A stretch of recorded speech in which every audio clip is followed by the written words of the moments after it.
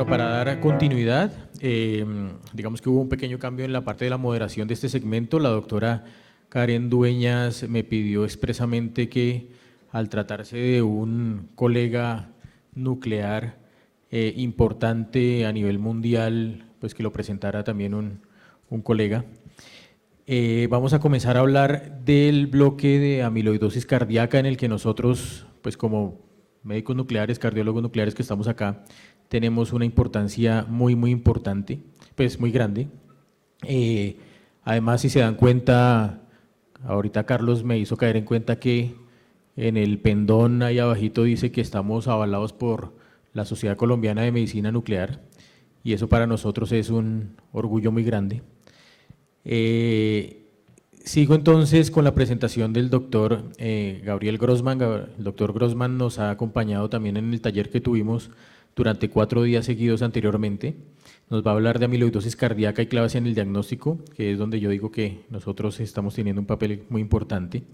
El doctor Grossman es especialista en cardiología de la Sociedad Brasileña de Cardiología y en medicina nuclear de la Sociedad Brasileña de Medicina Nuclear. Actualmente es el jefe del servicio de medicina nuclear del Hospital Moinhos do Bento y médico de la clínica y del Instituto Cardiovascular de Porto Alegre, en Brasil. De las cosas más importantes, que es miembro del board de la ASNEC. La ASNEC, para los que no conocen, es la American Society of Nuclear Cardiology. Y hemos tenido durante estos 4 días unas discusiones muy interesantes con él, y nos va a apoyar y nos va a brindar muchos conocimientos acerca de nuestro papel en el diagnóstico de la amiloidosis cardíaca. Doctor Grossman.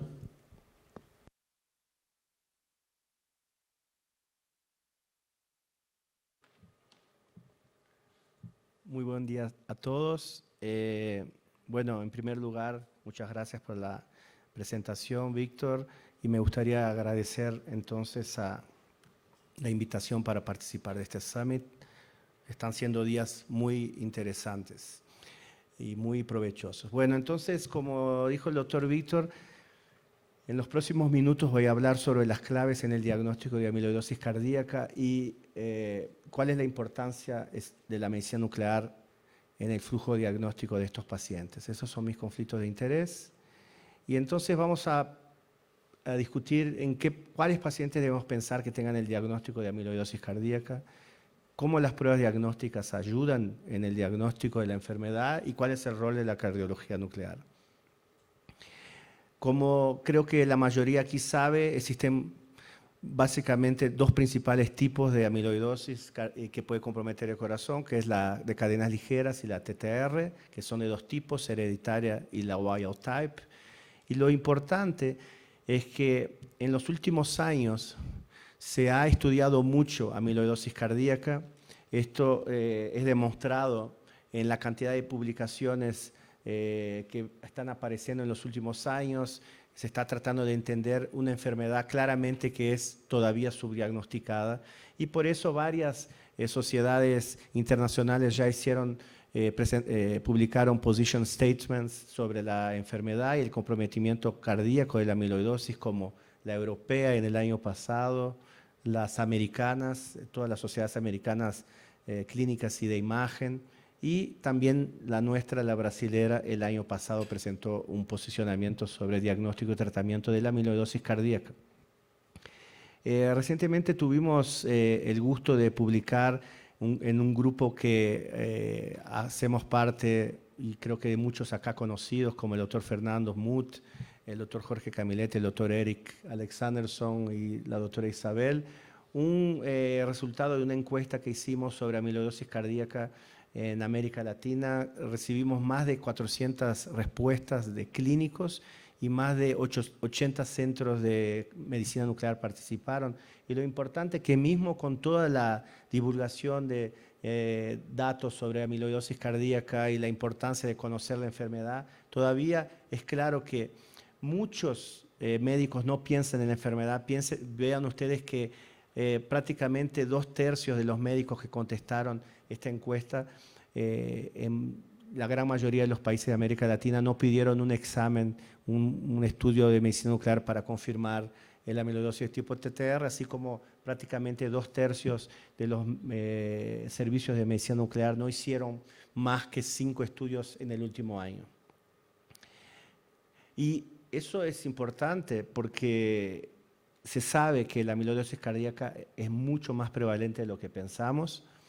Recientemente una revisión sistemática de un grupo italiano demostró que aproximadamente 12% de los pacientes con fallo cardíaco de fracción de eyección normal tienen amiloidosis, 10% de fracción reducida, y así va varias manifestaciones clínicas como esta, síndrome del túnel del carpo bilateral, son relativamente frecuentes, y la estenosis aórtica también 8%. Entonces vemos que es una enfermedad bastante frecuente.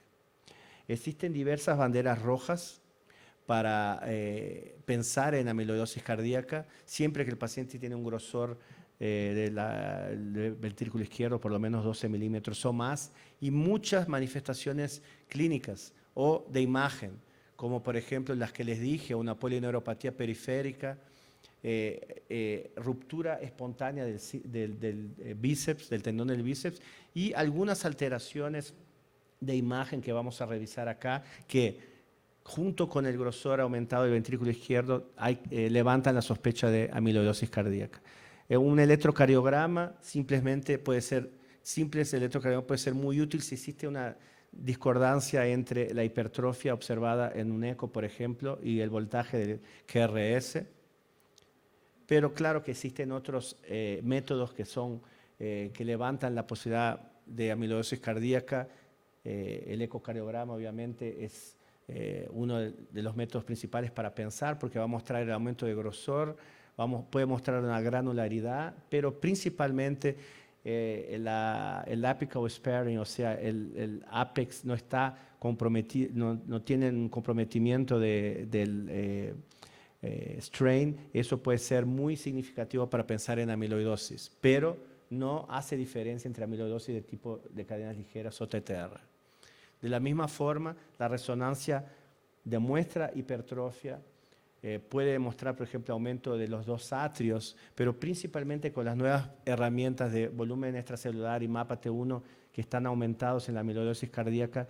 Es un método que también ayuda mucho para el diagnóstico, pero no diferencia el tipo de cadenas ligeras, sí, TTR. Y bueno, y eso es muy importante porque hoy se sabe que existen tratamientos, y vamos a ver eso en la próxima charla, para amiloidosis de tipo TTR, como el tafamidis y otros silenciadores que pueden cambiar la evolución de la enfermedad. Entonces, saber si es cadenas ligeras o TTR se tornó una información muy importante. Y ahí entra el rol de la cardiología nuclear con sus radiotrazadores, como se dicen, de hueso, el pirofosfato, el HMDP, el DPD, el pirofosfato que hace mucho tiempo atrás se usaba para el diagnóstico de presentación tardía de infarto y que resurgió para el diagnóstico de amiloidosis de tipo TTR. Entonces lo que se ve, y esta es la clasificación de Perugini, es que cuando se compara con la captación del hueso, si hay ausencia, es un grado 0, si es menos que la captación del pirofosfato de otro marcador, menos que la captación del hueso, es grado 1, pero a partir de acá, si es igual o mayor que el hueso, que es grado 2 o 3, es ahí que vamos a pensar en amiloidosis cardíaca del tipo TTR. Se hizo más incluso las relaciones entre la captación del corazón y del pulmón contralateral, y si es más, igual o más que 1,3, antes se pensaba que era 1,5, eso nos lleva a pensar en amiloidosis de tipo TTR, pero cada vez se usa más y podemos discutir eso en el final de esta relación. Bueno, este es un trabajo que es un divisor de aguas muy importante, publicado por Gilmore en el 2015, que demostró de una forma muy contundente que si el paciente no tiene enfermedad hematológica, o sea, no tiene gamopatía monoclonal en la sangre y en la orina, y tiene un grado 2 o 3 en la captación del pirofosfato, este paciente tiene amiloidosis del tipo TTR sin necesidad de biopsia, con un grado de especificidad muy grande.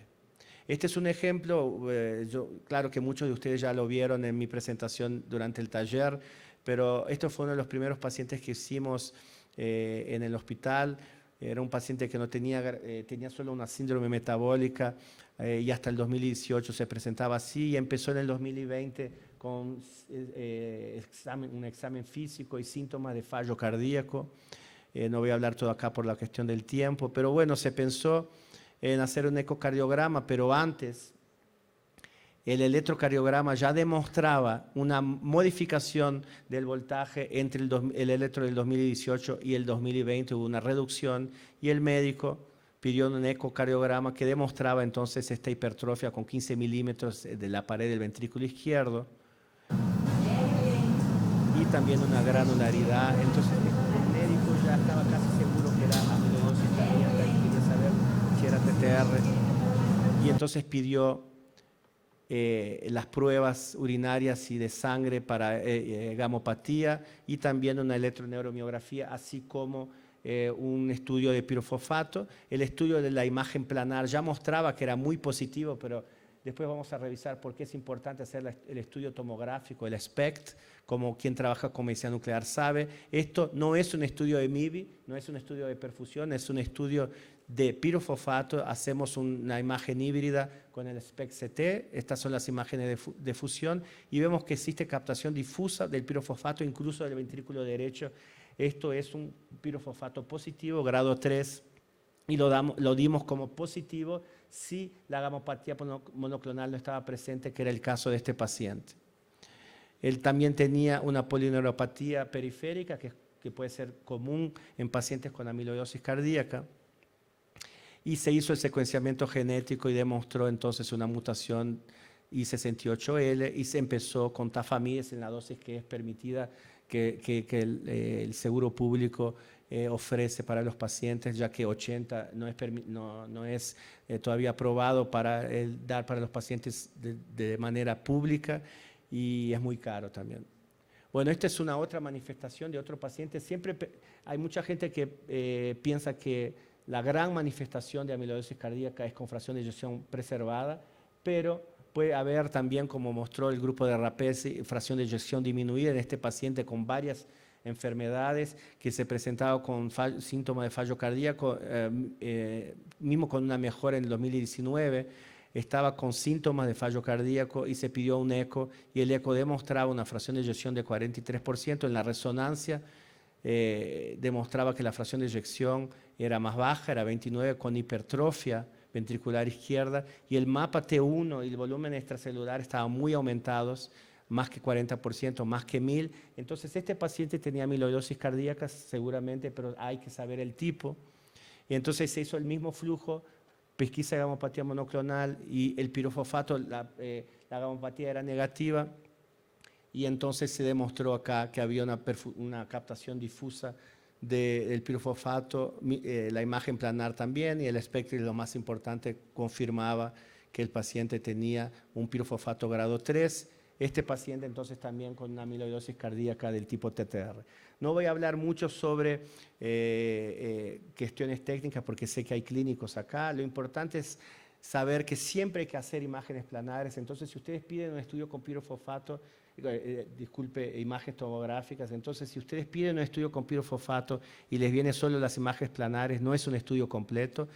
Hay que hacer, el médico tiene que hacer el SPECT, si no, no es un estudio bien hecho, y se hace la graduación de 0 a 3, como le mostré por los criterios de Perugini. El flujograma creo que es lo más importante acá. Después de un learning curve, lo que se sabe es que hay que siempre pedir la pesquisa de gamopatía antes, y si es negativo en un paciente con sospecha clínica de amiloidosis cardíaca y con un eco, una resonancia alterada, si es negativo, ahí sí hacer el pirofosfato, y si es 2 o 3 la captación, a seguir con el secuenciamiento genético porque el paciente tiene TTR, y si es negativo, si es positivo la pesquisa de gamopatía, entonces ir para la ruta hematológica, que seguramente el paciente tiene una enfermedad hematológica. Las guías europeas dicen la misma cosa, grado 2 o 3 con ausencia de test hematológico positivo, este paciente tiene TTR, y si son ambos negativos, muy probablemente el paciente no tiene amiloidosis tipo TTR, pero vamos a revisar que existe una situación clínica que la tenemos que considerar en estos casos. Y el posicionamiento brasilero A mí me gusta esto, divide en rota cardiológica y rota hematológica, siempre llevando en consideración la pesquisa de gamopatía monoclonal positiva o negativa. Bueno, existen situaciones que tenemos que conocer, los pitfalls de falso positivo y falso negativo. Los principales son dos. Las cadenas ligeras pueden en aproximadamente 20% de los casos tener un pirofosfato 2 o 3. Por eso la importancia de excluir la gamopatía monoclonal antes de seguir la confirmación con el pirofosfato. Y el pool sanguíneo en pacientes que tienen disfunción ventricular, la imagen planar puede parecer positiva, pero el SPECT va a demostrar que no hay captación en el miocardio y sí un pool sanguíneo. Y falso negativo, la principal es una mutación genética y por eso dijo que a veces cuando el test es positivo, sí, la sospecha clínica es grande, hay que seguir la investigación porque existen por lo menos 3 mutaciones genéticas que conocemos que pueden presentar sin captación de pirofosfato o de otros marcadores de hueso. Este es un otro ejemplo para ilustrar lo que les dije. Era un paciente con disfunción ventricular. La imagen planar mostraba una imagen dudosa si era positivo o no. Y vean la importancia del SPECT. ¿Se acuerdan del otro estudio que parecía un MIBI con toda la perfusión, con toda la captación en las paredes ventriculares? Y acá esto parece un MUGA, una ventriculografía. La actividad del radiotrazador está dentro del ventrículo, o sea, es pool sanguíneo. Entonces, este es un test negativo. Este es un otro caso de nuestro hospital muy interesante porque una de las otras causas de captación de pirofosfato sin que sea por TTR es un síndrome coronariano agudo, tanto que el pirofosfato se usaba, como les dije anteriormente, para confirmar la presentación tardía de un infarto. Entonces, este es un caso que el médico me llamó diciendo que el paciente había llegado a la emergencia, tuvo un infarto en territorio descendente anterior, pero le hizo un eco y estaba sugestivo la presencia de amiloidosis cardíaca. Y me preguntó, bueno, hago un pirofosfato, sé que puede ser positivo por el infarto, ¿qué hago? Yo digo, bueno, vamos a hacer. Lo ideal es esperar 4 semanas, pero vamos a hacer ya que el paciente está internado, porque si es positivo difusamente, probablemente con este cardiograma el paciente tiene las dos cosas. Y realmente tenía una captación en todas las paredes y más en el septo, porque se agregó a la alteración de la amiloidosis también el fato que el paciente tuvo un infarto en territorio descendente anterior izquierdo. Bueno, para terminar, el análisis visual que hacemos tiene algunas limitaciones, principalmente la relación, como les dije, que se usa cada vez menos. Vean ustedes que en este estudio del año pasado, mismo con un pirofosfato positivo, muchos de estos pacientes tenían una relación normal y por eso se buscan ahora métodos cuantitativos para mejorar la acuracia diagnóstica y también informar pronóstico y respuesta del tratamiento del paciente, que por ahora no tenemos esos datos todavía, pero uno sabe que la cuantificación está casi ahí. Existen varios estudios para desarrollar herramientas para cuantificar, principalmente el grupo de la doctora Dorvala, que utiliza una metodología muy similar a lo que se hace en oncología con el SUV, con el Standard Uptake Value. Es claro que es necesario tener un SPECT-CT, pero a través de estos SUVs se están desarrollando herramientas cuantitativas para poder confirmar la cantidad de carga amiloidótica y estratificar el riesgo del paciente y determinar la respuesta al tratamiento. Y esto seguramente en los próximos años va a ser una realidad. Para nosotros no es una realidad el uso del florbetapir en PET, que puede ser muy útil para la caracterización de amiloidosis del tipo cadenas ligeras y TTR, pero infelizmente nosotros no disponemos. Y bueno, y el take home message acá es que cuando se piensa en amiloidosis cardíaca del tipo TTR, hay siempre que excluir las cadenas ligeras a través de una pesquisa de gamopatía monoclonal. Siempre hay que utilizar la técnica correcta con SPECT para principalmente excluir la presencia de pool sanguíneo. Cuando existe sospecha clínica fuerte y el estudio es negativo, considerar seguir la investigación porque algunas mutaciones genéticas no captan pirofosfato, pero cuando tenemos la sospecha clínica grande, un eco, una resonancia mostrando alteraciones sugestivas de amiloidosis, si hay ausencia de gamopatía monoclonal en la sangre y en la orina, y el pirofosfato es positivo, este paciente tiene amiloidosis TTR sin la necesidad de biopsia y tiene que seguir entonces el secuenciamiento genético. Muchas gracias.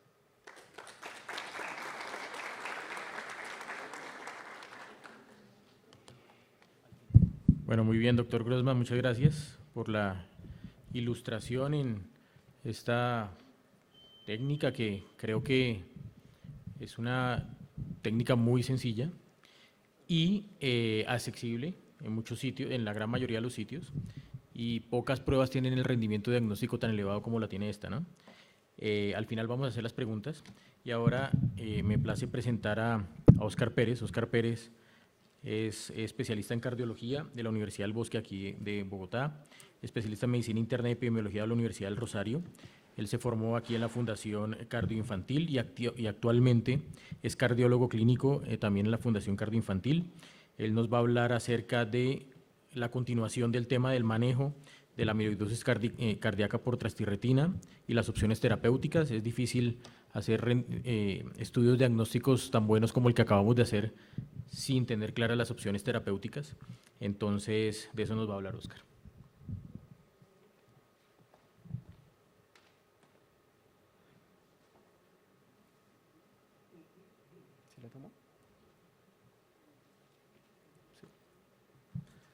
Muy buenos días a todos. En primer lugar, muchas gracias al comité organizador, al grupo de medicina nuclear, al grupo de cardiología clínica, a la doctora Karen por la invitación.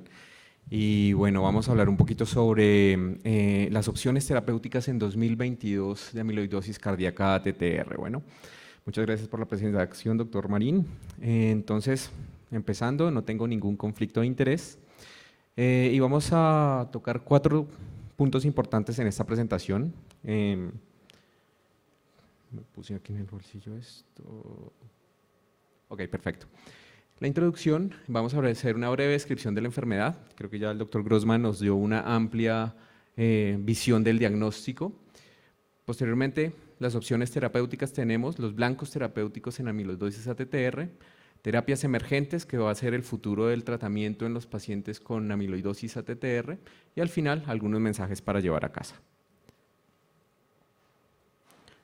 Entonces, a manera introductoria, ya sabemos, el doctor Grossman lo acabó de decir, tenemos básicamente 2 tipos principales de amiloidosis, amiloidosis AL, que gracias a los hematoncólogos podemos tratarla de forma adecuada, y amiloidosis ATTR, que es por transtirretina, 2 subtipos, hereditaria ATTRV y el wild type, que no tiene mutación, es adquirida, y estos 2 tipos de amiloidosis son los que nos interesan en esta charla. Sin embargo, se conoce que hay hasta 30 formas de amiloide que pueden generar in vivo infiltración cardíaca. Esto es el AL, ATTR, fijémonos que hasta el 70% en AL puede tener compromiso cardíaco, wild type hasta el 100% y ATTR la variable, 30 al 100%, el resto son muy variables, el resto de amiloidosis que pueden afectar el corazón, sin embargo se pueden presentar en algún porcentaje. Tal vez es el más importante para nosotros y el que tiene motivo de esta charla es la amiloidosis ATTR.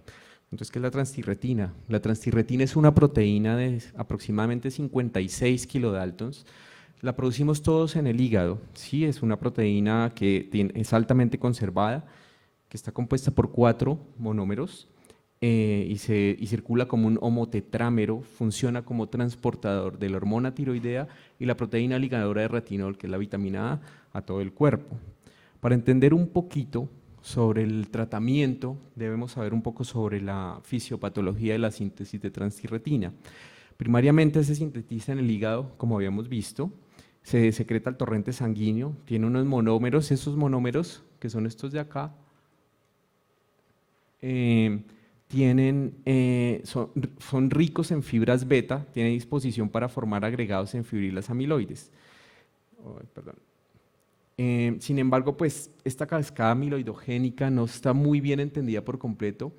Sin embargo, durante el proceso esta proteína se puede desnaturalizar formando dímeros, monómeros, y estos monómeros hacen que se pierda la estructura cuaternaria de la proteína, se desdobla la proteína, se acumulan las fibrillas amiloides que son ricas en formación beta, y esto es lo que finalmente, por cualquiera de estas dos vías, por clivaje o por vía de disociación, se van a acumular en los tejidos. En el corazón, pues dando signos y síntomas de falla cardíaca, aumento de los péptidos natriuréticos, las troponinas, disminución de la contracción cardíaca, arritmias, disfunción diastólica, y en el tejido periférico, sobre todo en el sistema nervioso autónomo periférico, nervios periféricos, generando toda esta constelación de desórdenes como síndrome del túnel del carpo, hipotensión ortostática, síncope, alteraciones de la sensibilidad, alteraciones dolorosas, disfunción eréctil y enfermedad intestinal. Todas esas son manifestaciones clínicas del depósito de amiloide. No me voy a detener en esto, recordar aquí en esta diapositiva que tenemos, y estamos en la época de la multimodalidad, ecocardiograma, medicina nuclear, resonancia cardíaca y PET, pueden ser de utilidad en el diagnóstico de la amiloidosis cardíaca. Y ahora sí, en la segunda parte vamos a ver las opciones terapéuticas en la amiloidosis ATTR.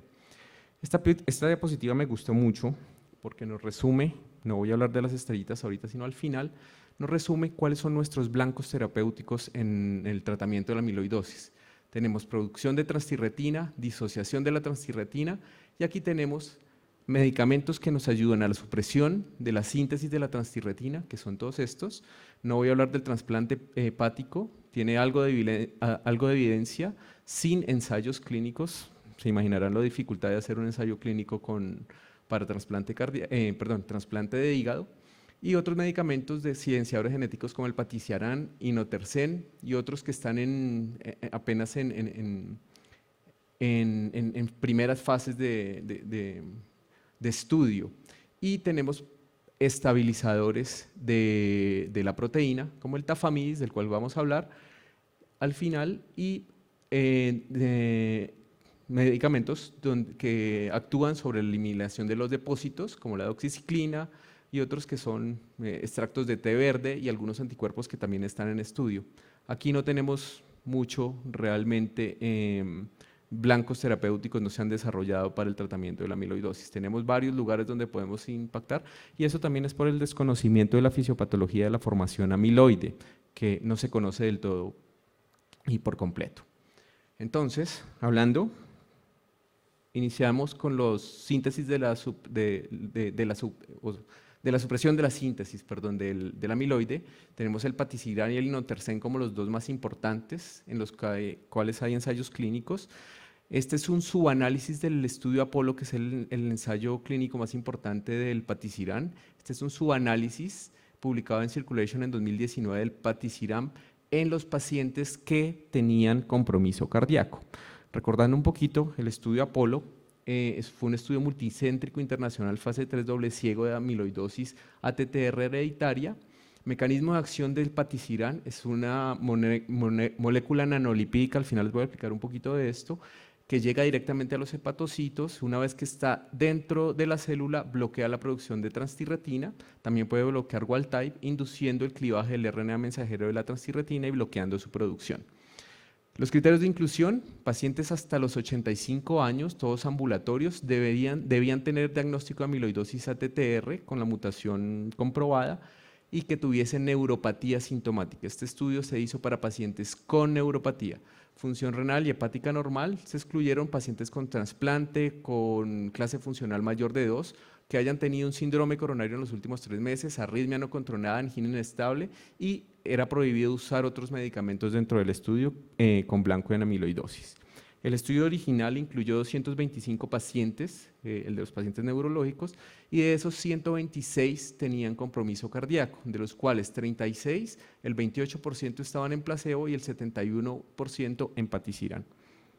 Estas son, digamos, las características basales de este grupo. Lo traigo porque no hay diferencias entre los dos grupos de patisiran en placebo realmente, pero sí quería mostrarles algo. Había un grupo de patisiran, un poquito de pacientes con una fracción de eyección MER del 40%, pero las paredes ventriculares, y eso nos lo mostró claramente el doctor Grossman en la charla anterior, fíjense en los espesores de pared, tanto del septum interventricular y la pared posterior, 16 milímetros, con un ancho normal menor de 12 milímetros y en las dos paredes, con unos índices de masa ventricular muy elevados y volúmenes realmente pequeños. Entonces, eran pacientes realmente similares en ambos grupos de tratamiento.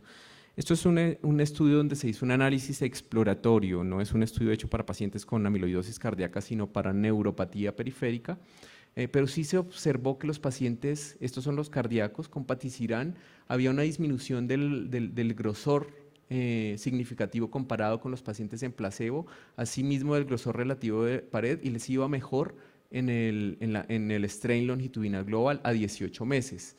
Asimismo, el gasto cardíaco sí cayó aproximadamente 200 mililitros, pero no tanto como en los pacientes con placebo, y los volúmenes ventriculares tampoco disminuyeron tanto en el grupo de patisiran versus el grupo de placebo, y la masa ventricular disminuyó en 20 gramos aproximadamente en el grupo de patisiran, y fíjense que los pacientes en placebo se quedaron quietos.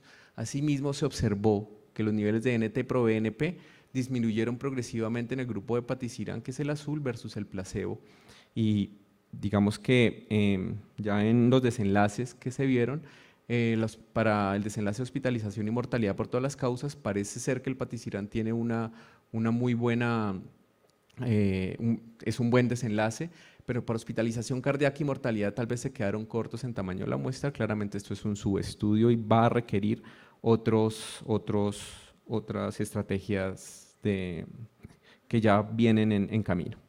Inotersen, otro medicamento, también que actúa aquí en la síntesis, en la supresión de la síntesis, no me voy a detener. Este es un estudio muy pequeñito, como de 15 pacientes, es un oligonucleótido antisentido inhibidor de la producción de la transtirretina humana.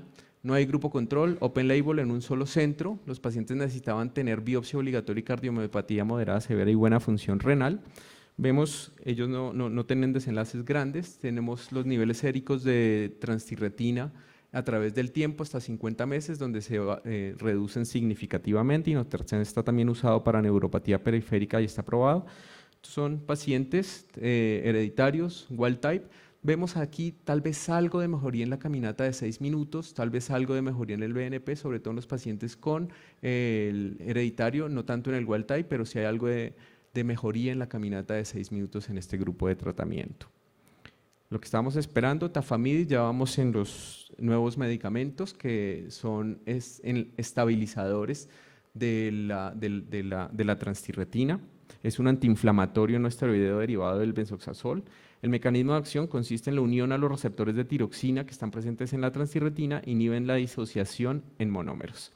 Este es un estudio multicéntrico, fase 3 doble ciego, publicado en 2018 de 441 pacientes, tafamidis 80-20 y placebo con una relación 2:1:2 por 30 meses, 18 hasta 90 años incluían pacientes. Se necesitaba biopsia cardíaca o no cardíaca y se excluían pacientes con falla cardíaca en clase funcional 4 que tuvieran amiloidosis AL, trasplante cardíaco hepático previo, también uso de otros medicamentos y tuviese una disfunción renal o hepática severa. En este estudio, en la sobrevida le fue, como vemos en esta gráfica, mejor a los 30 meses a los pacientes que recibían tafamidis versus el placebo. Tal vez un poquito más importante en los pacientes que tenían clase funcional 1 o 2 en el análisis de subgrupos en cuanto a la sobrevida total y las hospitalizaciones cardiovasculares en este mismo grupo de pacientes. Luego parece ser que llegar más temprano, y al wild type, llegar más temprano al diagnóstico nos permite una mejor, que es algo lógico, una mejor sobrevida. Asimismo, estos pacientes tuvieron un mejor cambio, una mejoría tanto en el score de Kansas como en la caminata de 6 minutos. Entonces, es un medicamento prometedor en amiloidosis. Otras terapias, el diflunisal, de eso hablamos un poquito más. Ya sabemos, tafamidis, indicación polineuropatía y cardiomiopatía. Inotersen y patisiran, aprobado para polineuropatía. Diflunisal, también un AINE, es un estabilizador, uso off-label. Esto es un derivado de un compuesto del té verde que se llama epigallocatecina 3-galato, que se ha usado, pero no hay estudios clínicos. También la doxiciclina y el ácido tauroursodesoxicólico. que es un disruptor de fibrilas, uso off-label, y anticuerpos monoclonales que hasta ahora están en fase 1 de investigación, son otras terapias. Diflunisal, un poquito, un metaanálisis, incluye solo 6 estudios este metaanálisis del uso de diflunisal en amiloidosis cardíaca y encuentran resultados divergentes, y fíjense que los estudios con diflunisal la mayoría son de brazo simple, retrospectivos, casos consecutivos con seguimientos relativamente cortos, donde vemos resultados divergentes como favorables, mejoría, y hay otros que no tenían hallazgos significativos. Lo que pasa con esto es que el diflunisal no es tan caro como el tafamidis. Una molécula de tafamidis, el tratamiento por un año, aproximadamente vale $225.000, y esa es tal vez la limitante grande del tratamiento. Resumen del tratamiento: no me dediqué hasta ahora hasta los agentes modificadores de la enfermedad. Para TTR, tafamidis, diflunisal, que es off-label; ATTR variante, si hay cardiomiopatía, tafamidis indicado, aprobado por FDA. En Colombia está aprobado, creo, solamente para neuropatía. Si el paciente tiene cardiomiopatía y neuropatía, tenemos inotersen, patisiran y tafamidis, diflunisal off-label; neuropatía, inotersen, patisiran y diflunisal. ¿Qué pasa con el tratamiento médico y la terapia óptima? No ha mostrado ofrecer un beneficio clínico neto. Los diuréticos para manejar la congestión, el trasplante cardíaco siempre pensarlo en pacientes con estadio D, arritmias, terapia médica, fibrilación auricular, el control, la anticoagulación está indicada. Estos pacientes pueden hacer fenómenos embólicos fácilmente y pueden hacer alteraciones del ritmo que requieran marcapaso, CDI o resincronización cardíaca. Futuro del tratamiento. Les traigo esto es un medicamento relativamente nuevo, esto está publicado el año pasado en agosto por la técnica CRISPR. Voy a tratar de explicarlo de una forma más coloquial, es un poco difícil de entender. En una partícula lipídica van unas secuencias génicas de RNA y unas secuencias de Streptococcus viridans que van a permitir que esto se traduzca en una endonucleasa que es específica de estas secuencias. Esta nanopartícula, cuando ingresa al torrente sanguíneo, se opsoniza con la polipoproteína B, que es muy específica por del receptor de LDL, se internaliza en la célula hepática.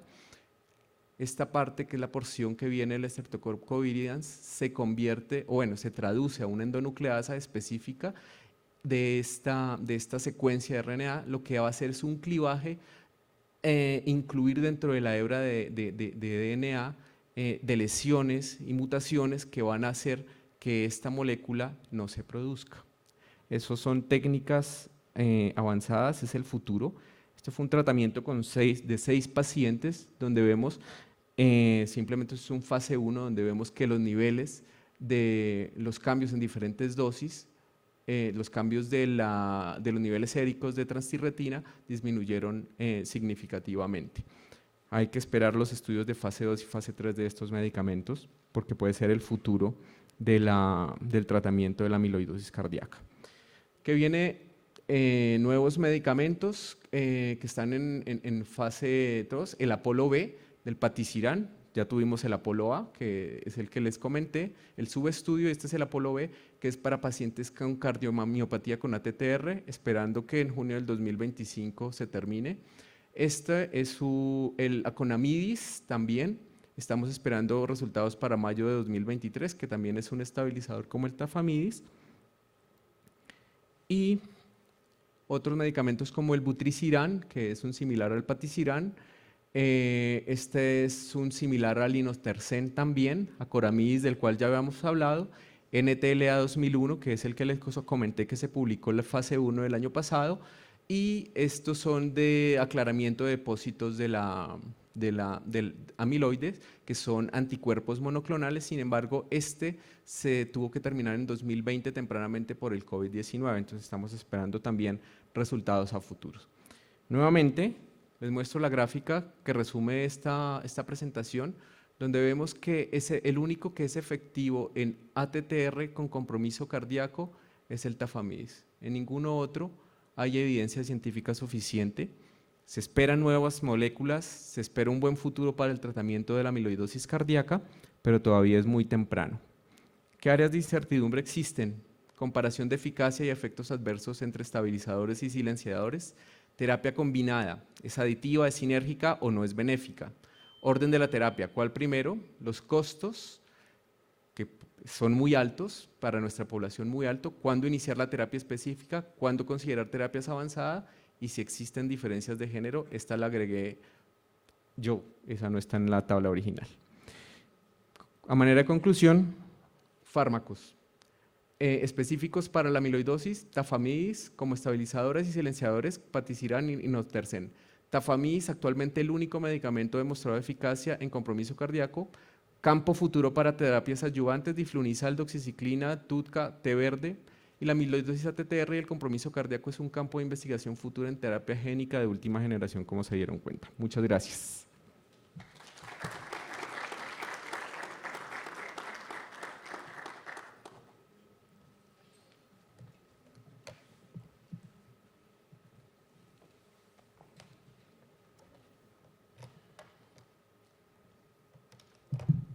Sabía.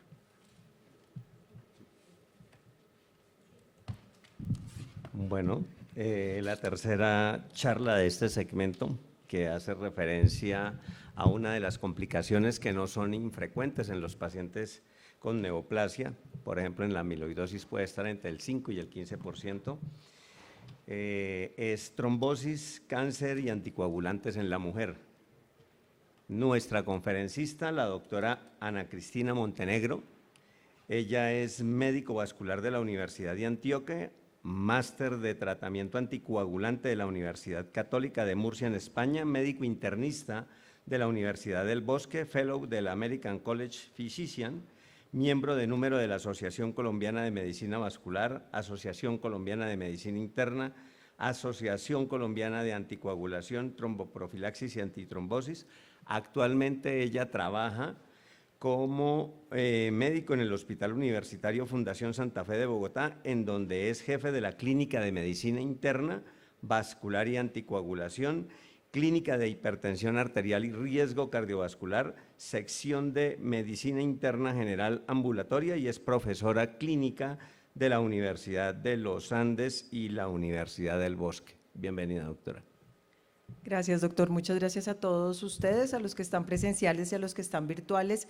Y por supuesto, muchísimas gracias a todos los cardiólogos de la cardio que tengo muy cerca de mi corazón por la invitación.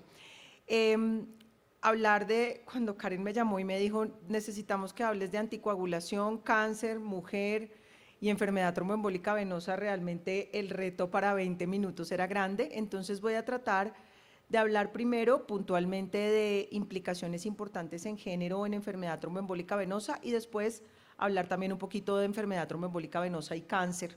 Este es mi conflicto de intereses. Yo doy educación médica continuada para varios laboratorios en anticoagulación, riesgo cardiovascular, hago consultorías de asesorías y hago investigación clínica.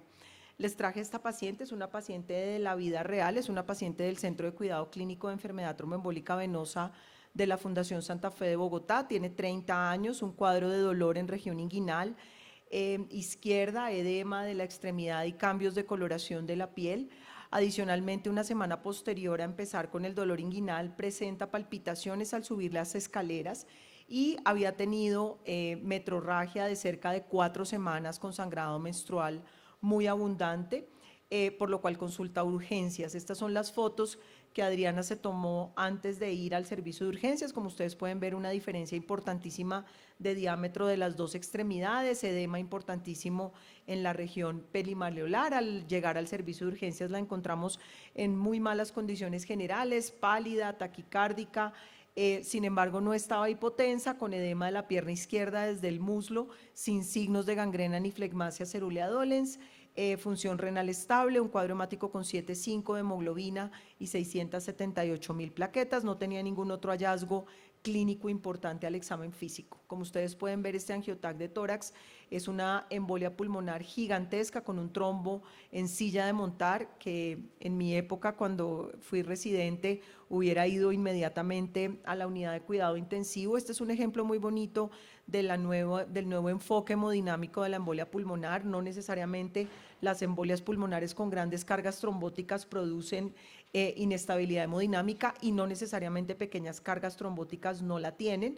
Con una ocupación del lecho vascular de hasta el 30%, ustedes pueden presentar disfunción ventricular y estos pacientes pueden tener inestabilidad hemodinámica. Entonces, ella estaba realmente taquicárdica, pero también tenía 7,5 de hemoglobina, pero su presión arterial se mantuvo estable. Esta paciente fue trasladada a piso general, a cuidado general en piso, porque no tenía ni compromiso del ventrículo en el angiotac, ni tenía troponinas positivas. Esta es el Doppler venoso, tiene una trombosis gigantesca desde la ilíaca hasta la tibial posterior, casi en el tobillo.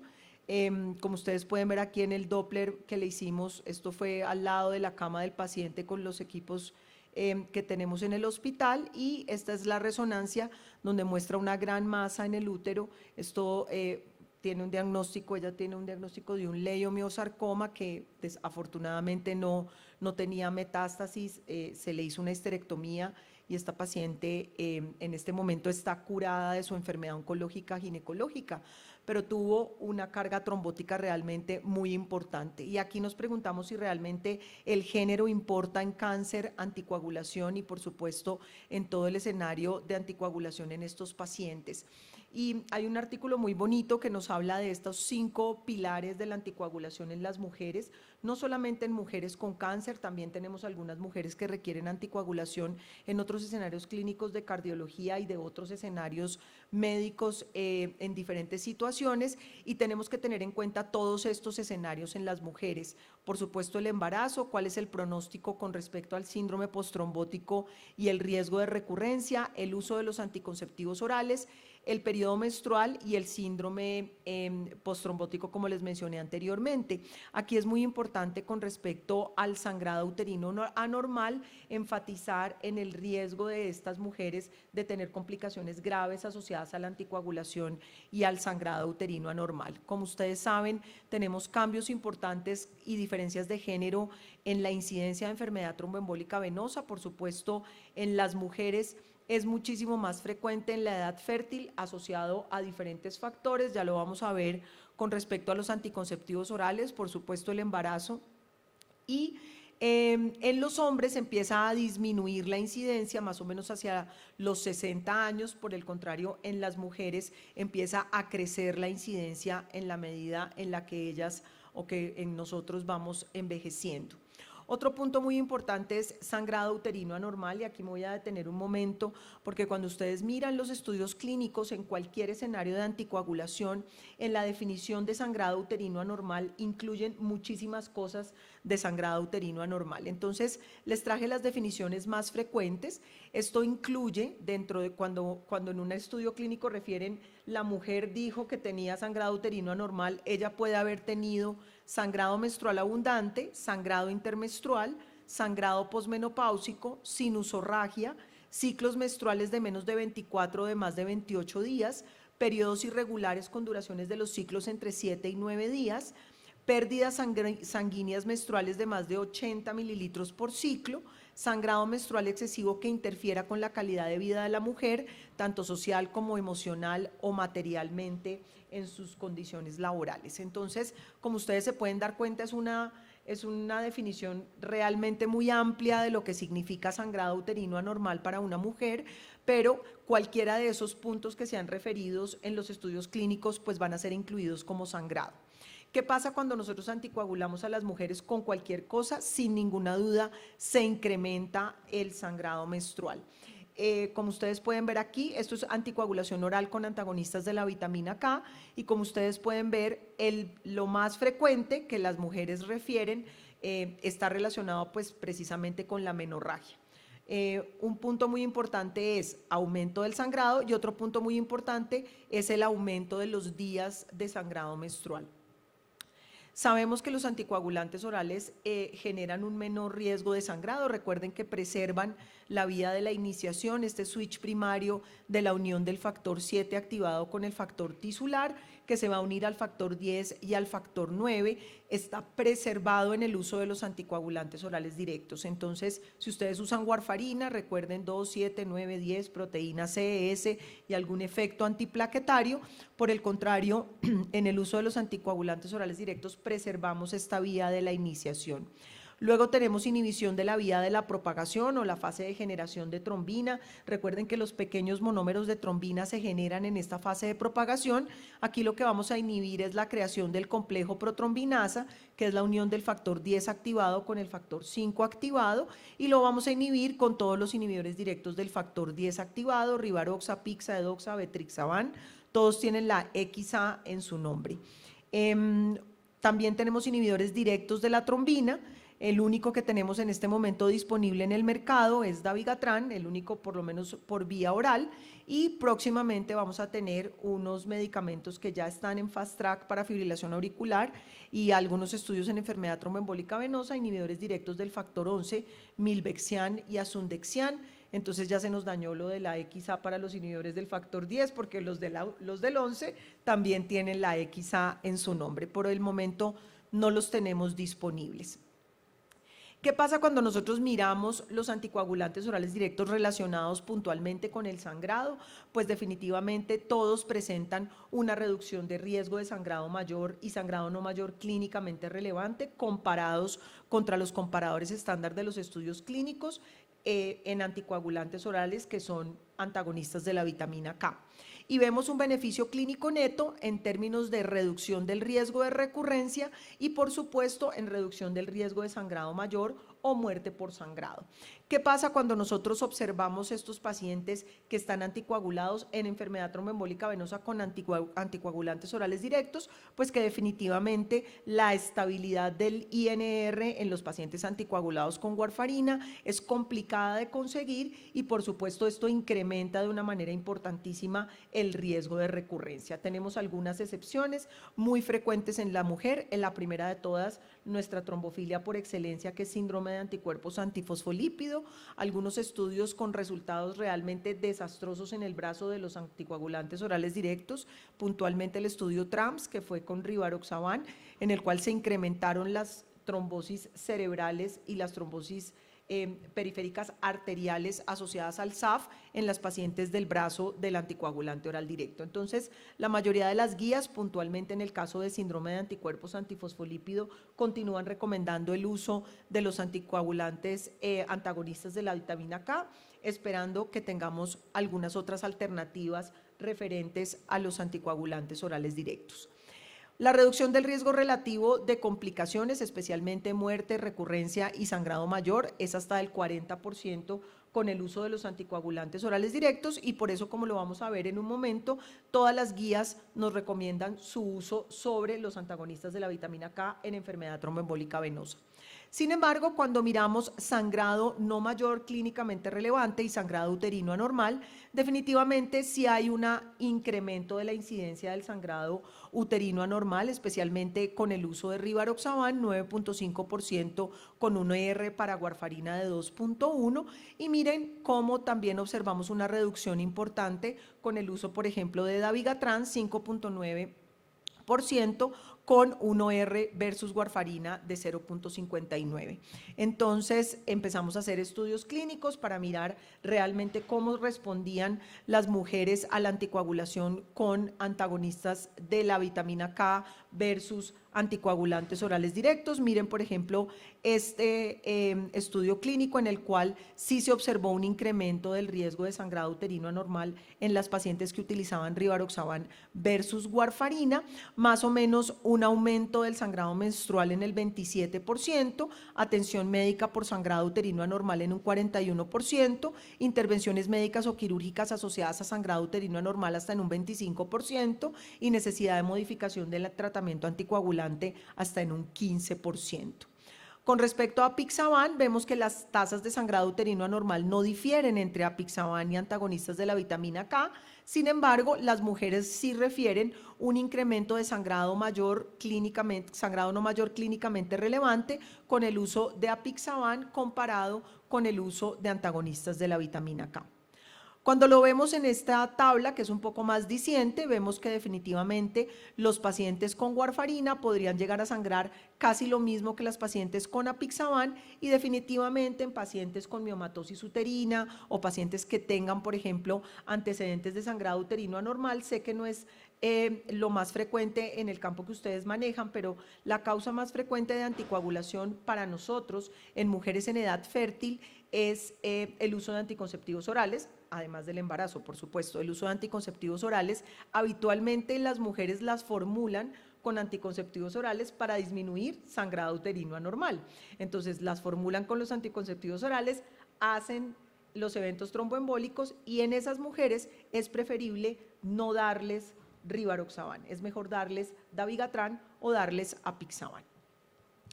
¿Qué pasa con dabigatran? Sí hemos observado que tiene un menor riesgo de sangrado uterino anormal. La razón en este momento no la conocemos por completo, pero sí realmente vemos que hay un incremento con el rivaroxaban. ¿Qué hacer con estas mujeres? No solamente las de enfermedad tromboembólica venosa, sino las que tengan indicaciones de anticoagulación por otras causas. Lo primero, no suspenderles los anticonceptivos orales. Si les dieron los anticonceptivos orales para prevenir sangrado uterino anormal, hacen un evento tromboembólico y ustedes les quitan los anticonceptivos orales y los anticoagulan, pues se van a desangrar. Entonces, es súper importante no suspender los anticonceptivos orales mientras la mujer esté recibiendo el tratamiento anticoagulante. Una vez ustedes le vayan a suspender el tratamiento anticoagulante, pueden buscar algún otro método de planificación o algún otro método de control del sangrado. Hay lanzamiento de nuevos progestágenos que producen un bajo riesgo de eventos tromboembólicos. Eso es una alternativa. La otra alternativa es cambiarle el anticoagulante que estaba recibiendo. Si era rivaroxaban, cambiárselo por dabiga; si era apixaban, cambiárselo por dabigatran. El uso de ácido tranexámico oral también es una alternativa. Los ginecólogos lo utilizan mucho para sangrado uterino anormal. En este caso, el ácido tranexámico también ha mostrado un incremento de riesgo tromboembólico, pero si la mujer está anticoagulada, pues no tendría una contraindicación. Y otro punto es evaluar si realmente la mujer necesita la anticoagulación. Y aquí pues si corremos, digamos que estamos en el escenario de evaluar la recurrencia y las demás cosas que la pueden afectar.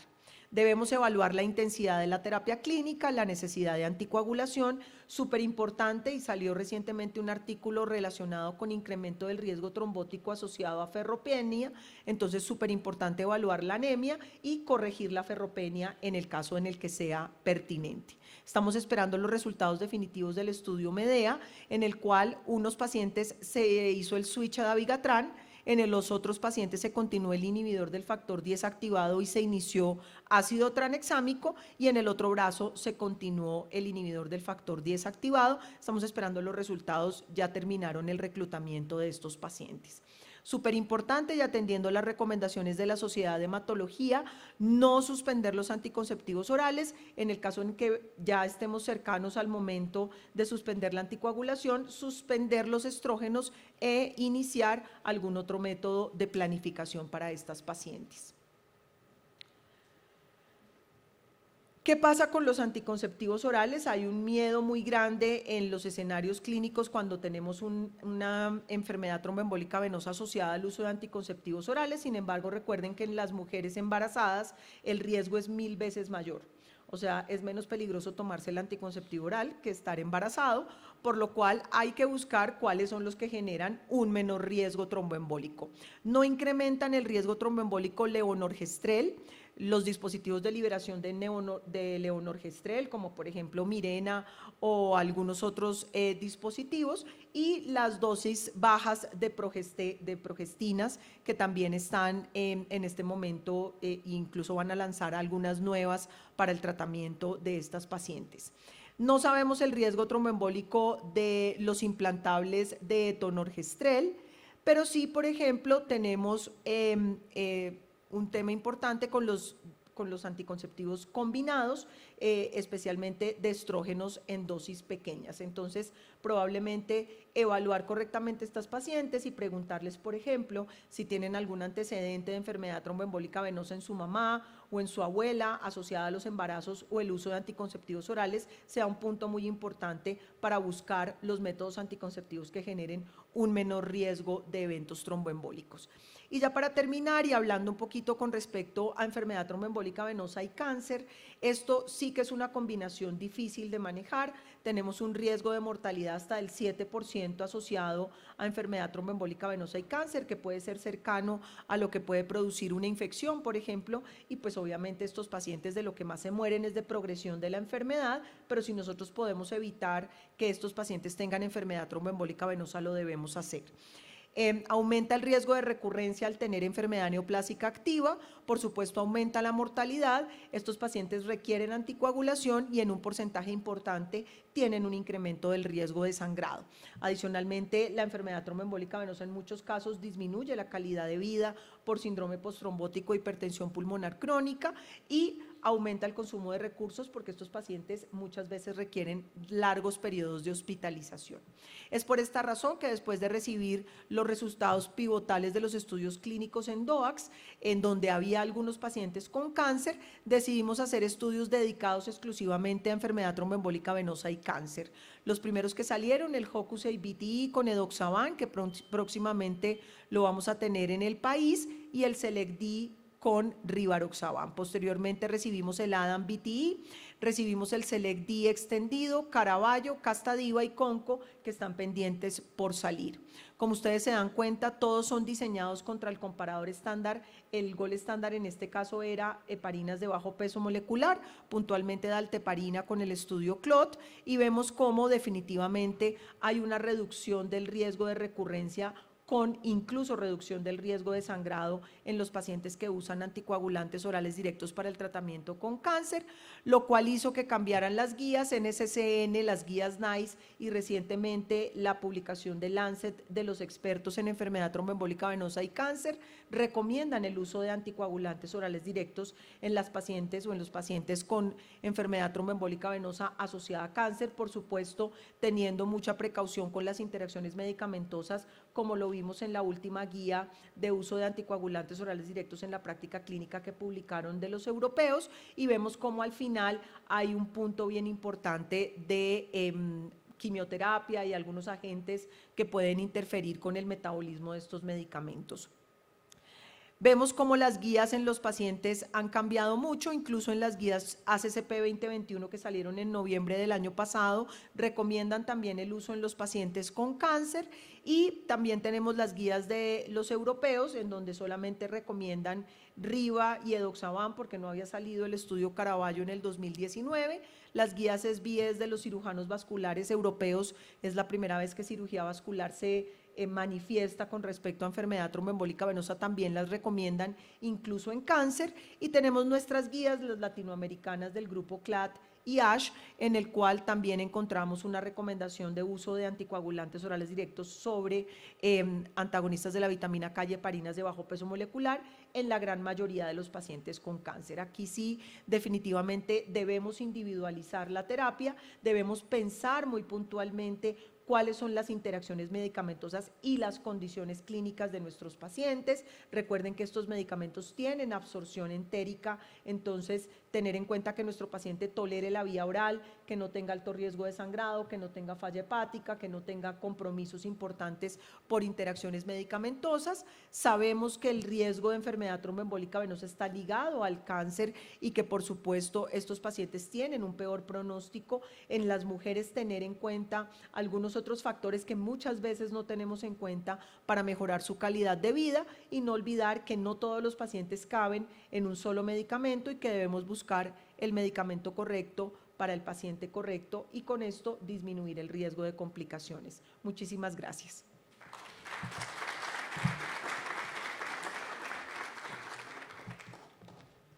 Bueno, doctora, muchas gracias por su exhaustiva revisión. Ahora vamos con la última charla de este segmento, terapéutica en falla cardíaca asociada a cardiotoxicidad, papel de la cuadriterapia. Y nos acompaña para esa charla la doctora Isabel Cristina Cárdenas. Ella es especialista de medicina interna, cardiología y falla cardíaca de la Universidad de Zúrich, presidente del capítulo de cardiología de la Mujer Sociedad Colombiana de Cardiología y Cirugía Cardiovascular y es cardióloga en Hospital Universitario Clínica San Rafael. Bienvenida, doctora.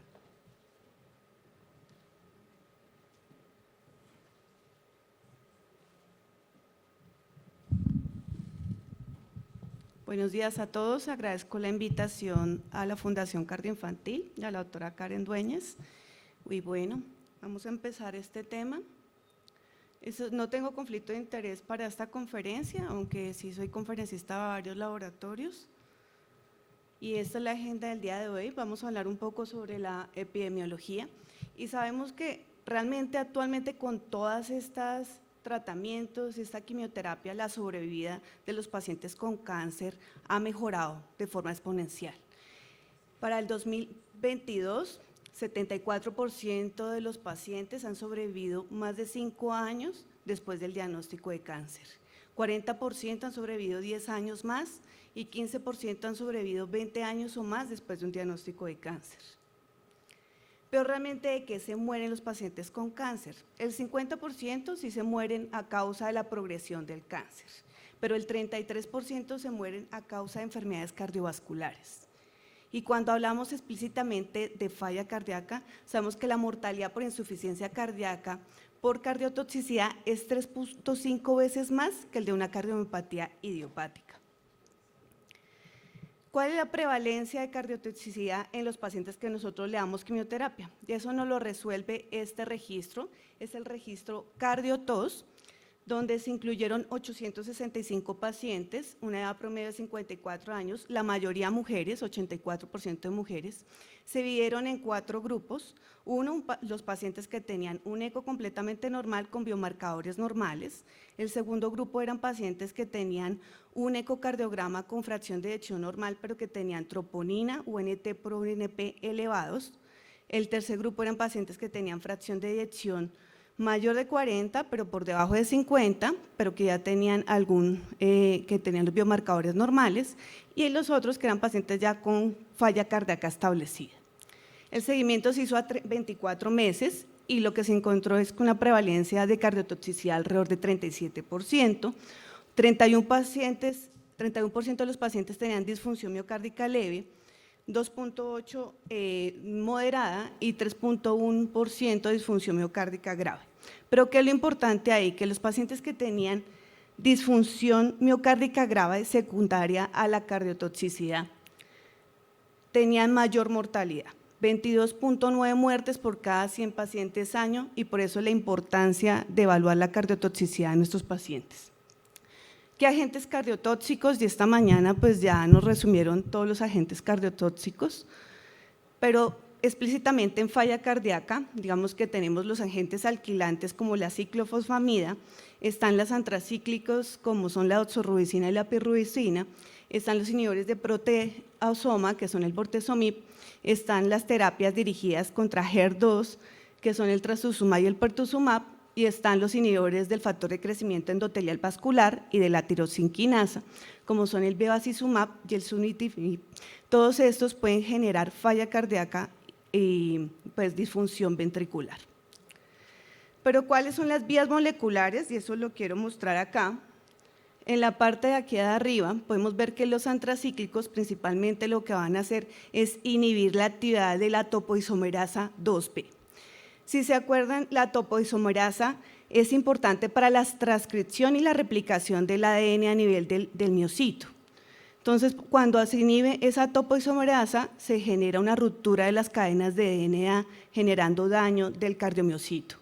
Por otro lado, se incrementan las especies o hay un incremento de la formación de estas especies reactivas de oxígeno, hay un incremento, una acumulación de hierro a nivel del cardiomiocito y también se genera un aumento de la peroxidación lipídica, lo que va a llevar a muerte del cardiomiocito y falla cardíaca. Las fluoropirimidas, como el 5-fluoracilo, Principalmente lo que van a generar es isquemia miocárdica y principalmente es por la proteína quinasa C, generan vasoconstricción, también una reducción de transporte de oxígeno y también se genera acumulación o aumento de la producción de estas especies reactivas de oxígeno. Con muerte de las células endoteliales también se genera un estado procoagulante, lo que va a llevar a trombosis coronaria, infarto y pues consecuentemente falla cardíaca. Los otros son los inhibidores de la tirosina quinasa o también los inhibidores del factor de crecimiento endotelial vascular, que principalmente lo que van a hacer es reducir la producción de óxido nítrico generando hipertensión, reducen la angiogénesis, llevando también a disfunción vascular coronaria y a disfunción cardíaca. Los otros son los anticuerpos monoclonales dirigidos contra el HER2. Recordemos que en el miocito el HER2 es importante para evitar el estrés miocárdico o el estrés oxidativo miocárdico. Lo que van a hacer es la inhibición de la neuroglilina, lo que va a generar disfunción del cardiomiocito y también incrementan todas estas y acumulan estas especies reactivas de oxígeno, llevando también a falla cardíaca. Los otros son los agentes alquilantes como cisplatino, ciclofosfamida, que por la vía del ácido araquidónico van a generar también eventos trombóticos que llevan a infarto. Incrementan también el estrés oxidativo, generan disfunción endotelial, muerte del cardiomiocito y falla cardíaca. También incrementan la producción de citoquinas inflamatorias, lo que genera una alteración de la remodelación cardíaca. Entonces, en general, hay múltiples quimioterapias que actualmente nosotros utilizamos para los tratamientos tanto de tumores sólidos como tumores hematológicos que generan disfunción miocárdica. Los más conocidos, las antraciclinas, con una incidencia de 3 a 48%, y los agentes alquilantes, como la ciclofosfamida, con una incidencia de 7 a 28%.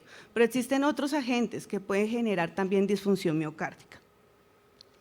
Pero la cardiotoxicidad por quimioterapia no solamente es disfunción ventricular, y hay que tener en cuenta que también existen otros tipos de cardiotoxicidades como hipertensión arterial, isquemia miocárdica, tromboembolismo, QT prolongado, arritmias y miocarditis, que ya hablaron esta mañana, pero que es importante saber qué agentes podían causar este tipo de cardiotoxicidad, porque si nos damos cuenta, todas esas enfermedades pueden generar también disfunción ventricular y falla cardíaca.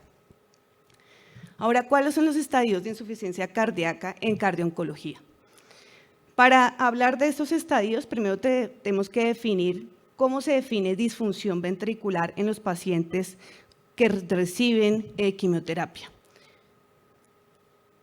Y lo que se define como una disminución de la fracción de eyección mayor del 20% por debajo del límite de inferior de lo normal, que es una fracción de eyección menor del 50%, o un paciente que tenga un strain longitudinal por debajo de 17%, o que nosotros le hagamos un strain antes de que empiece la terapia con quimioterapia y que presente una reducción de más del 15% del strain longitudinal global.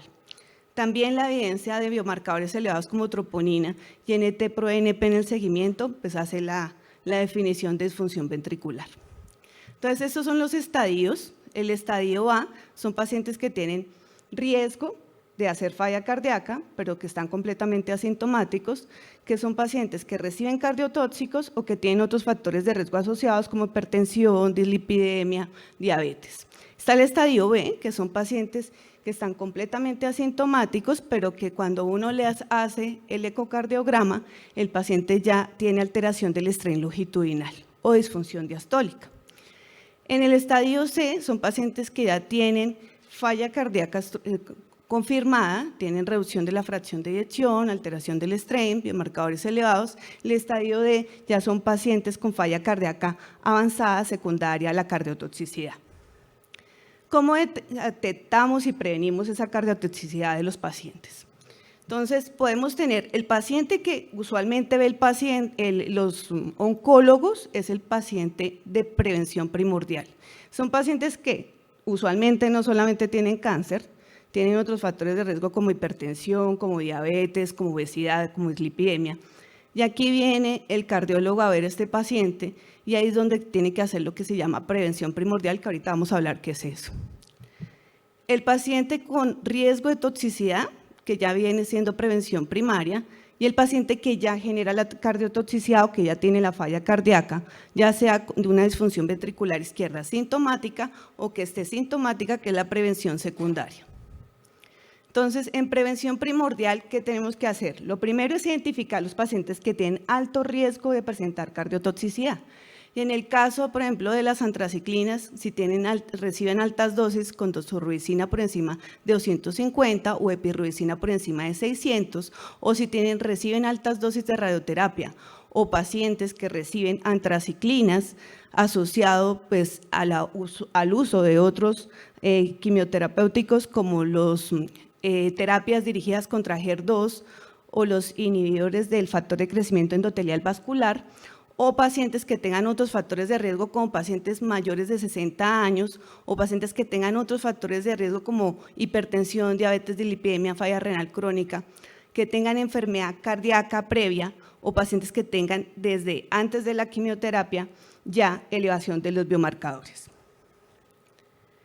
Recordemos que la cardiotoxicidad por doxorubicina es dosis dependiente, entonces entre más alta la dosis lo utilice el oncólogo, pues mayor riesgo tiene de hacer disfunción ventricular. Y así es como tenemos que nosotros evaluar pues, el riesgo de nuestros pacientes, si tienen riesgo de cardiotoxicidad, y así también vamos a evaluar, y esto lo pueden ver en las guías europeas, el riesgo de cardiotoxicidad debe ser evaluado en cada paciente de forma y esto también es lo de la evaluación de los factores de riesgo modificables. Cada paciente que va a ser llevado a quimioterapia, debemos evaluar todos los factores de riesgo modificables y darle tratamiento a la dislipidemia, un adecuado tratamiento de la hipertensión, un adecuado tratamiento de la diabetes y sobre todo incentivar el ejercicio en los pacientes. Hay varios estudios en curso, pero definitivamente el ejercicio en los pacientes que reciben quimioterapia reduce el riesgo de cardiotoxicidad en nuestros pacientes. Y por último, pues está el desarrozano, que realmente está indicado por la FDA, aprobado solamente para prevención primaria en las mujeres que tienen cáncer de seno metastásico, quienes reciben doxorubicina estas dosis, o en niños que reciben doxorubicina estas dosis o su equivalente a los otros antracíclicos. Entonces ya esa fue prevención primordial. La prevención primaria, entonces lo que vamos a hacer es realizarle un eco con un strain longitudinal a nuestros pacientes, hacerle biomarcadores troponina y NT-proBNP antes de iniciar la quimioterapia y posteriormente lo vamos a hacer cada 3 meses en estos pacientes. ¿Y cuáles biomarcadores? Esto es un estudio muy interesante de la doctora Cardinale, que es una de las personas que más sabe de cardiooncología, y se hizo en pacientes que tenían altas dosis de quimioterapia. Lo que se hizo fue evaluar la troponina al inicio de la quimioterapia y después de la quimioterapia, al mes de la quimioterapia. Entonces, los pacientes que tenían troponina positiva inmediatamente después de la primera quimio y al mes tenían mayor riesgo de hacer eventos cardiovasculares. En este caso, pues falla cardíaca fue la principal. El papel del NT-proBNP en la evaluación de la cardiotoxicidad, eso también es un estudio de la doctora Cardinale, donde el 33% de los pacientes que tenían niveles elevados de NT-proBNP a las 76 horas después de que se les hizo la quimio, presentaron una reducción de la fracción de eyección de 63% a 45%. El strain longitudinal realmente es un indicador y un marcador de cardiotoxicidad de forma temprana y nosotros siempre lo tenemos que utilizar en nuestros pacientes que van a ser llevados a quimioterapia.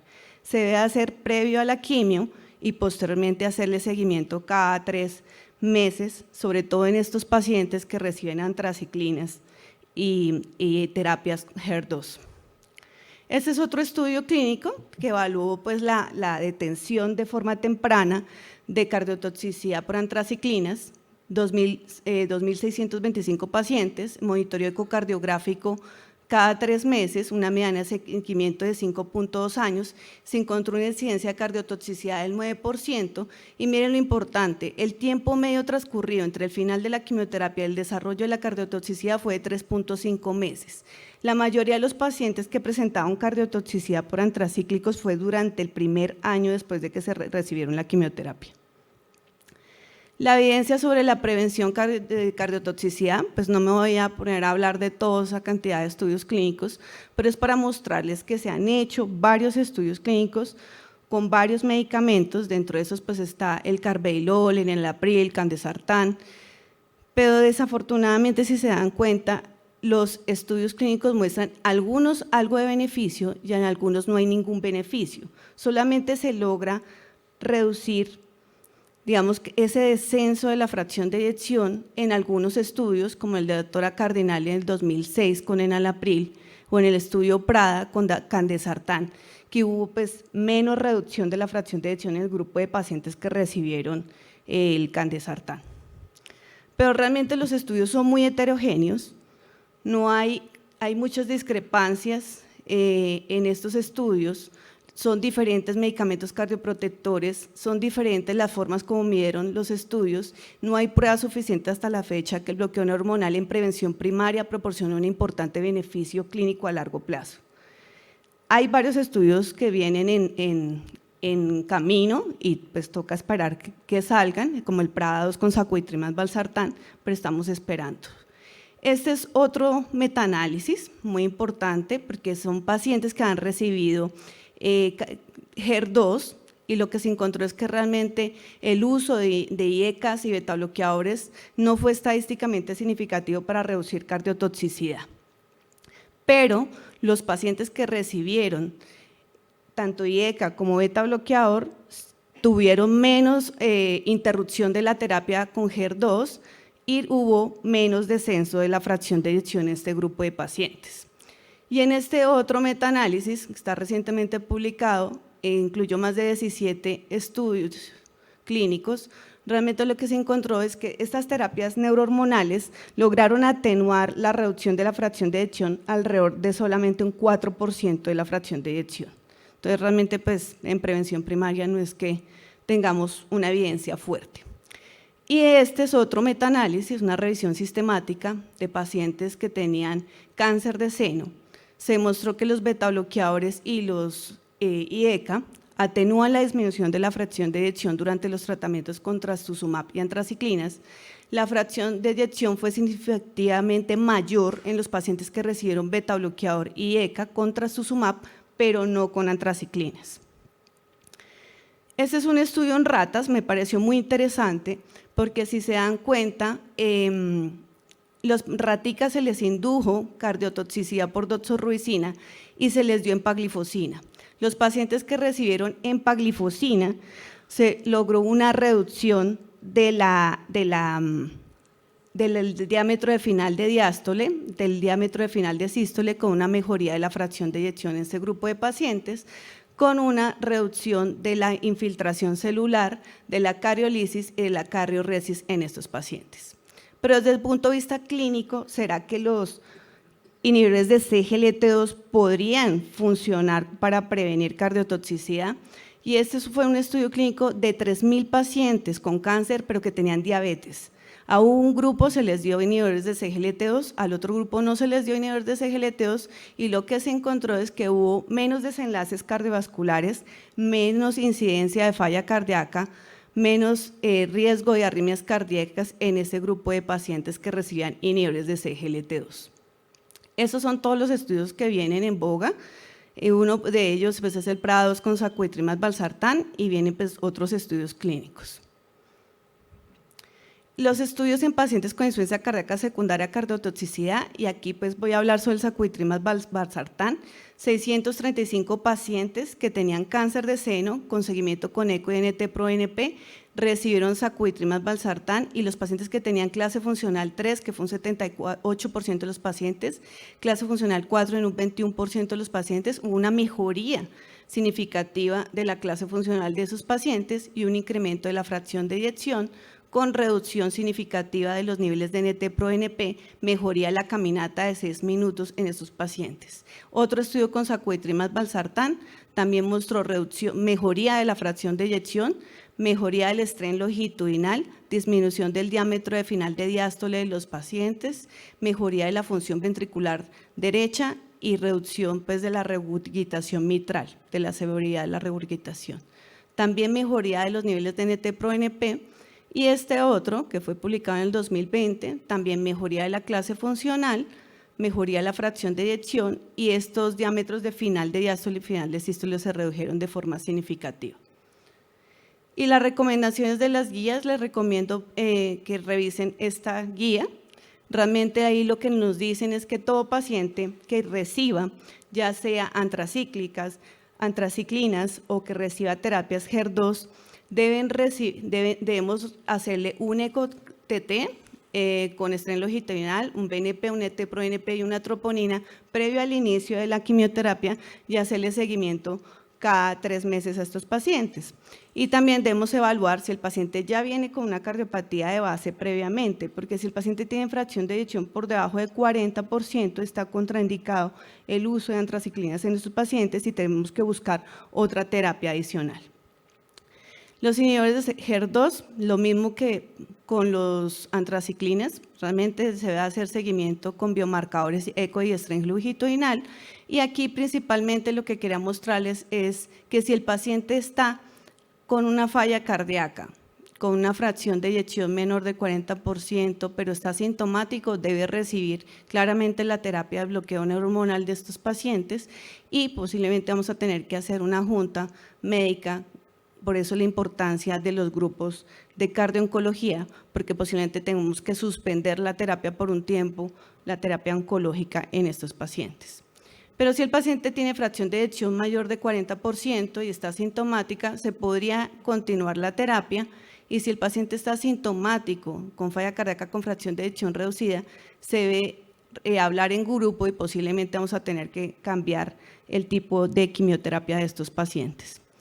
Y por otro lado, son los pacientes que tienen reducción del estrés longitudinal, pero que la fracción de eyección está normal, pero que los biomarcadores están elevados, se recomienda el uso de inhibidores de enzima convertidora de angiotensina, principalmente enalapril, lisinopril, y betabloqueadores como carvedilol. Entonces, estas son las conclusiones. Entonces, todos los pacientes con cáncer tratados con terapia potencialmente cardiotóxica deben tener un control estricto de todos los factores de riesgo cardiovascular, que la fracción de eyección la debemos determinar tanto por eco como con estrés longitudinal, evaluar la cardiotoxicidad de forma más temprana, desde antes de iniciar la quimioterapia y luego cada 3 meses en estos pacientes. El uso de biomarcadores es útil para evaluar de forma preclínica la disfunción miocárdica de estos pacientes, y si el paciente tiene disminución de la fracción de eyección en un 10% por debajo del límite inferior de lo normal, que es menor de 50%, deben recibir IECA y beta bloqueador, o si el paciente tiene reducción del estrés longitudinal con troponina positiva o NT-proBNP elevados, deben también recibir terapia. Y en los pacientes que tienen ya la falla cardíaca con fracción de eyección reducida y está sintomática, deben recibir el bloqueo neurohormonal según las guías con la cuadriterapia que todos conocemos. Y la terapia con sacubitril más valsartán y inhibidores de SGLT2 podrían ser una terapia innovadora y útil en pacientes con disfunción ventricular por cardiotoxicidad. Muchas gracias.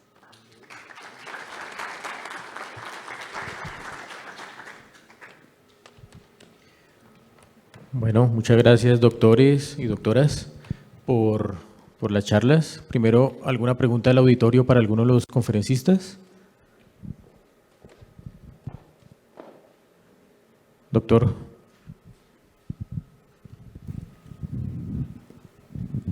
A nuestro doctor Oscar, la situación actual, ¿qué están haciendo ustedes con esos pacientes a los cuales en este momento, señor de 75 años, 80 años, le diagnosticamos una amiloidosis? ¿Qué están haciendo con ellos? Asumimos de que ya se le hizo de pronto la prueba genética, es la variedad que conocemos salvaje. ¿Qué estamos haciendo o qué están haciendo ustedes?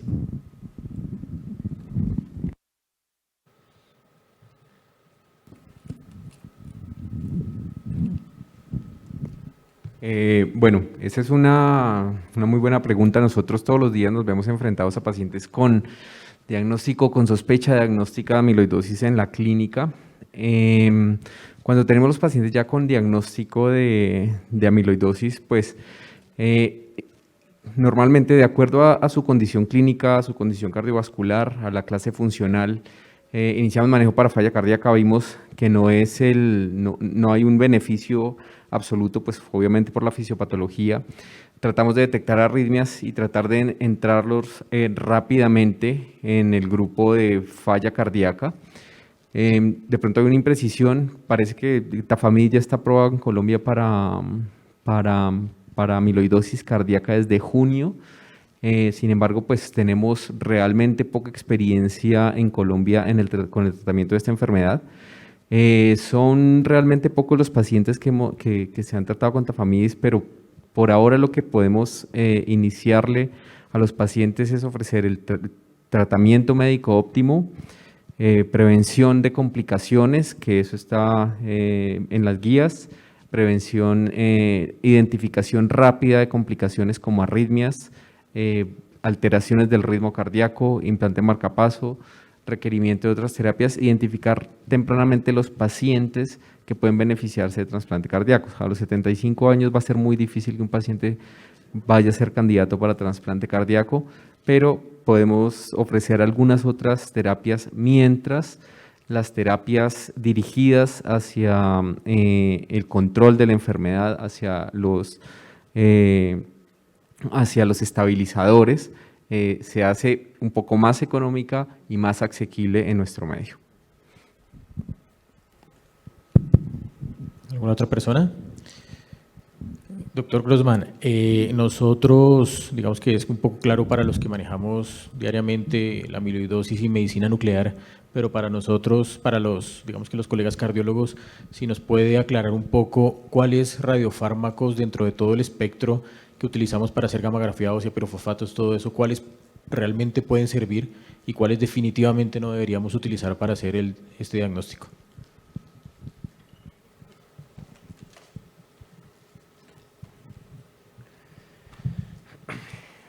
Bueno, existen 3 que se pueden usar, pero que no están siempre disponibles dependiendo del país, y uno que no se debe usar y que se trató de usar principalmente porque en muchos lugares hubo una crisis de entrega de pirofosfato, incluso en Estados Unidos. Bueno, lo que se usa más comúnmente, por lo menos en Brasil, seguramente el pirofosfato, ¿tá? Yo sé que en otros lugares de América del Sur también. Acá creo que usan también HMDP, ¿no? O HMDP. En Europa se usa bastante DPD, en Estados Unidos bastante pirofosfato y HMDP. Entonces depende mucho de la disponibilidad del lugar y de la empresa que está vendiendo. Pero lo que no se debe usar es MDP. Y cuando hubo un problema de entrega, algunos centros pasaron a usar MDP porque existen algunos datos en la literatura que el MDP puede ser positivo, realmente puede ser en un caso de amiloidosis, pero el valor predictivo negativo no es bueno. O sea, si es negativo el examen con MDP, eso no excluye la enfermedad, entonces no se debe usar MDP porque es una mala técnica, ¿no? Entonces, eso es una cosa que tiene que quedar bien clara porque infelizmente algunas personas piensan, principalmente en el Centro de Medicina Nuclear, que se puede usar el MDP y no es un buen radiotrazador para eso. Dos preguntas adicionales, la doctora allá al fondo y luego el doctor Benavides, por favor. Muchísimas gracias. En cuanto a la terapia de falla cardíaca, se está moviendo mucho los 4 fantásticos, iniciarlo lo más rápido posible. El problema muchas veces con las pacientes, la gran mayoría de veces que tienen cardiopatía oncológica, es que ellas no toleran dosis altas de sacubitrilo/valsartán. Entonces, ante el impacto hemodinámico del medicamento, muchas veces es difícil titularlo. Es más fácil con EMPA, dosis más bajitas o con DAPA, dosis más bajitas de espironolactona. Incluso priorizamos los betabloqueadores ante el sacubitrilo/valsartán. ¿Cuál es su experiencia en el hospital y si ustedes ya han probado vericiguat? Ok. Bueno, en pacientes con cardiopatía oncológica, como tú dices, sí, realmente a veces es bastante complejo titular el bloqueo hormonal en esos pacientes. En los pacientes que tienen falla cardíaca instaurada, que tienen falla cardíaca con fracción de eyección reducida o levemente reducida, uno sí puede empezar los 4 fantásticos, claramente, pero pues todo depende del fenotipo de tu paciente, ¿sí? Si tu paciente tiene ya de base una hipertensión arterial, pues claramente puedes utilizarle los 4 fantásticos de una vez sin problema. Pero si es un paciente que nunca ha sido hipertenso, como una mujer joven, de pronto le dio cáncer de seno, le dio una cardiotoxicidad, tiene una falla cardíaca con fracción de eyección reducida, posiblemente vas a tener que empezar con dosis más bajas de los medicamentos. Puedes empezar con carvedilol a dosis bajas, ¿sí? Puedes utilizar IECA a dosis bajas, y también pues puedes empezar inhibidores de SGLT2. Realmente el impacto hemodinámico de los inhibidores de SGLT2 para bajar la presión arterial es muy poquito.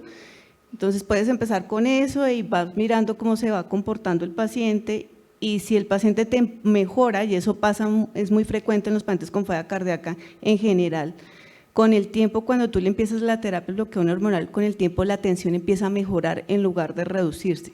Y ahí es cuando tú puedes hacer de pronto el trance de IECA a sacubitril más valsartán en esos pacientes que continúan con disfunción ventricular izquierda. En cuanto al vericiguat, pues todavía no hay, van a hacer el lanzamiento del medicamento, todavía no está disponible, ¿sí?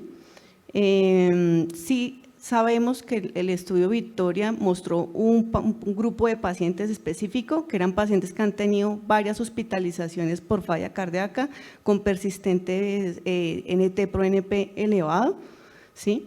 Entonces, en ese grupo de pacientes, cuando nosotros ya le hemos dado todo el bloqueo hormonal a esos pacientes, ya esa sería una segunda línea en esos pacientes, pero pues obviamente el impacto es un 10% de reducción de desenlaces cardiovasculares en esos pacientes, y no es para todo el mundo. O sea, primero tendrías que darle el tratamiento de bloqueo hormonal de los 4 fantásticos a ese paciente. Si ha tenido múltiples hospitalizaciones por falla cardíaca o PETIOS persistentemente elevados, posiblemente ese paciente sea el target para darle vericiguat. Vamos a permitir 2 preguntas más para que hagamos un corto receso, corto tal vez de 5 minutos, para ver si arrancamos nuestro tercer segmento y podemos descansar. ¿Listo? El doctor Benavides. Bueno, muchas gracias. Una pregunta con relación a las pacientes con cardiotoxicidad que presentan disfunción ventricular y tiene que suspenderse la terapia oncológica. ¿Cuál sería la recomendación para la paciente que recupera su función ventricular y tiene que volverse a someter a la terapia? En ese caso, ¿ajustamos terapia oncológica, utilizamos otros medicamentos o definitivamente no reiniciamos terapia oncológica y continuamos el manejo de falla? Pues digamos que esa es la importancia del jardín de cardiooncología, ¿sí me entiendes? Porque con el hematólogo o con el oncólogo, dependiendo de la patología oncológica que tenga el paciente, se tiene que definir el riesgo de que el paciente, obviamente si el paciente ya tiene falla cardíaca previamente, ya hizo una disfunción ventricular, el riesgo que vuelva a hacer una disfunción ventricular izquierda es mucho más alto, ¿sí? Entonces tienes que hablar con el oncólogo si hay posibilidad de darle de pronto otra quimioterapia que sea menos cardiotóxica a ese grupo de pacientes, ¿sí? Si no hay posibilidad, es un paciente que realmente la única terapia que tiene es cardiotóxica y no hay posibilidad de darle absolutamente nada, pues tienes que llevar al paciente a lo que mejor vaya. Tenemos experiencia con algunos pacientes así. Teníamos un paciente con un linfoma, que era incluso es paciente del doctor Mendoza, que lo manejaba mi esposo y tenía fracción de eyección de 20%. Pero el linfoma era muy agresivo. Entonces, o te morís del linfoma o te morís de la falla cardíaca. Entonces, eso a veces no es tan fácil definirlo, ¿sí? Pero ese paciente igual recibió toda la quimioterapia con las dosis más bajas, eso es lo que se recomienda. Entonces, se utilizan dosis más bajas, la infusión es mucho más lenta en esos pacientes, y eso son como algunas estrategias que utilizan pues tanto oncología como hematología para reducir las dosis y evitar que se utilicen antracíclicos asociados pues con terapias HER2 o con otras quimioterapias que producen cardiotoxicidad. Eso es lo que se intenta hacer. Obviamente esos pacientes deben recibir toda la terapia médica óptima de falla cardíaca que toleren, y pues si el paciente necesita la quimioterapia y se está muriendo del cáncer, pues tienes que darle la terapia. Listo, entonces vamos a un corto receso, 5 minutos por favor, y nos vemos nuevamente para terminar esta jornada.